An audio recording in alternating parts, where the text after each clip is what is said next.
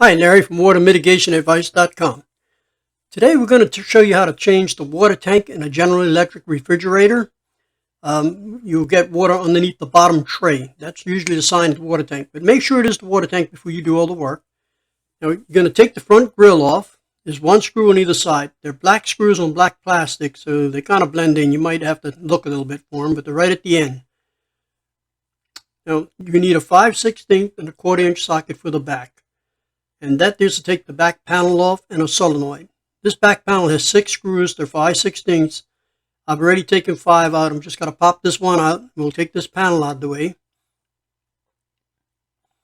On the left-hand side, you're going to see a solenoid.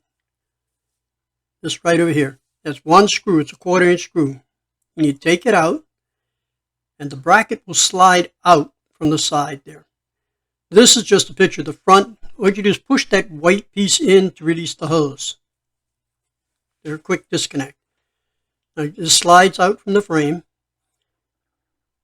So the clear hose is what you want to do. Don't worry about the black one. Push that in, just pull it off.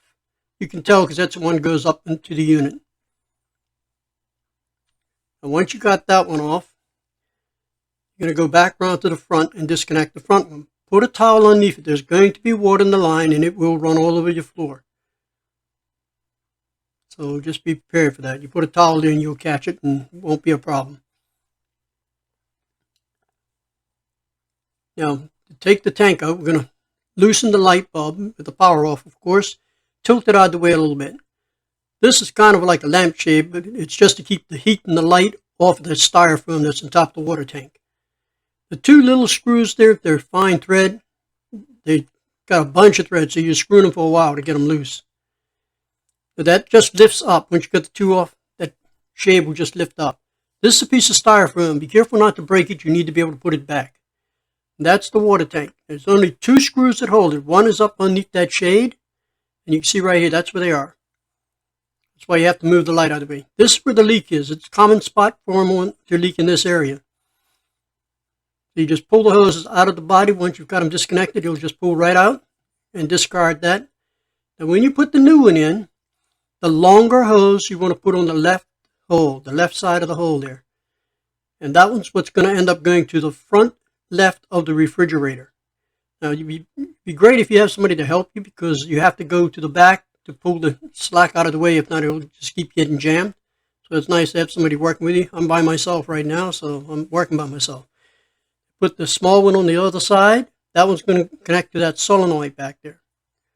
The long one, you're going to feed it underneath the unit to the front. Now, don't let this thing drive you crazy because when the 2 holes line up, it will look crooked and it's not you. That's just the way it is. You can't change it too much because that's the way the holes are for the screws and it doesn't go in straight. But it's fine because you won't notice it. It's a tray goes in front of it.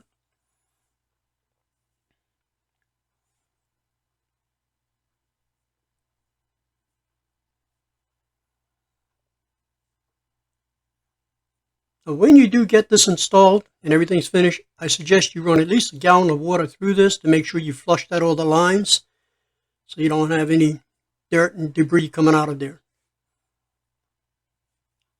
And you just put the light bulb back in and stuff, get it all hooked up.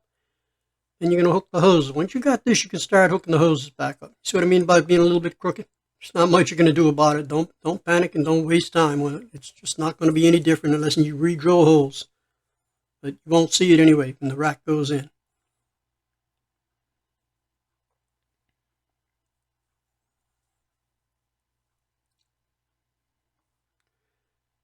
Now, there's little plugs in the end of those hoses, the new hoses. You're going to pull them out. They're to keep any debris getting in the hose.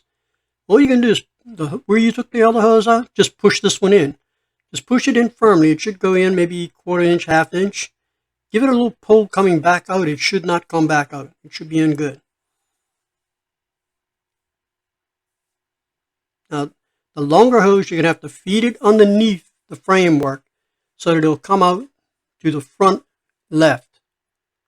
The left is when you're standing in front of the refrigerator.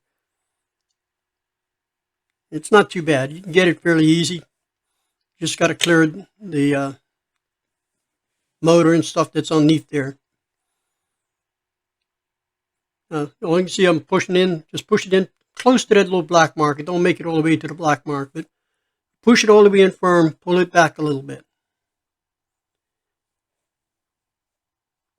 Now once you got both of the hoses connected, you're pretty much ready to start putting everything back. So you put the grill back on, you put the racks back in, but before you plug it in, turn the water on and check and make sure there's no leaks there. Probably advisable to check for leaks before you put the grill back on. That way you can actually see a lot better.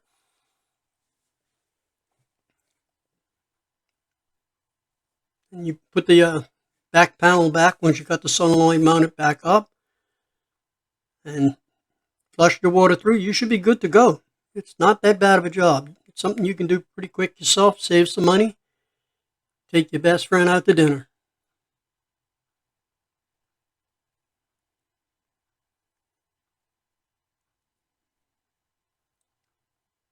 Just the 2 screws here, so it's pretty simple. The video is already getting a little long, so I'm not going to be doing the whole panel, at least not on the video. So I'm trying to save a little time for you. You're not watching a whole bunch of stuff that don't matter.